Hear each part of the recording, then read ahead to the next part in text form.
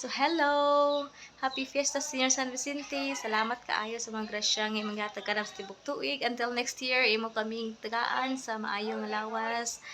Pinaagi sa mga grasya na langin ni Papa Jesus nga kanimo gipaagi. Salamat kay Senior San Vicente sa pagdala kanamo sa mga taga-mimbuahan sa kaluwasan, sa kalinaw sa pagpuyo, sa pagminahalay, pagsinabtanay, pagtinabanga, ug uban pang mga kaayuhan sa mga silingan, pagtinagna maayo pasayloan sa kasalanan sa mga bikil-bikil sa kadaplinan. So ako nga pasalamaton nga kasing-kasing tungod kay ang among gamay nga lechon in taon nga one day one eat.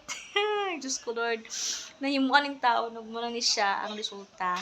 Ug salamat kaayo sa among mga bisita nga in taon nag-anhi taon sunod na pud sa tuig nga mag-uban na pud kita unta grasyahan gyapon si Ginoo kasi sa San Vicente nga naaya pud tayo ayom-ayom no, bahala ginagmay basta kay dili lang ta mapas mo. So maning kamot ta sa sunod nga kaluy-an gyapon ta. Daghan ta tag mga grasya nga daghan sa akong mga kaparyentihan kasilinganan sa mimbuhan. Happy Fiesta sa inyo. Unta na pa inyong mga sobra diha ug tagaan mi ninyo.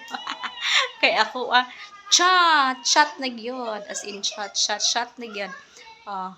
And ang nabilin diri is mga hugasin na marami Salamat kay Ate Cecil kay ako gitabangan gani nga siya gid nanguna pag hugas magpuyo-puyo unta ko pero wala nila ko puyo kay mao na ko tanawa niya. So munto siya.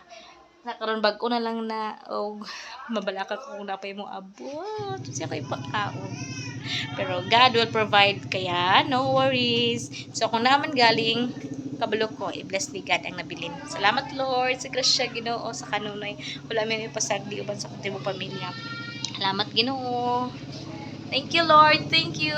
Thank you Lord.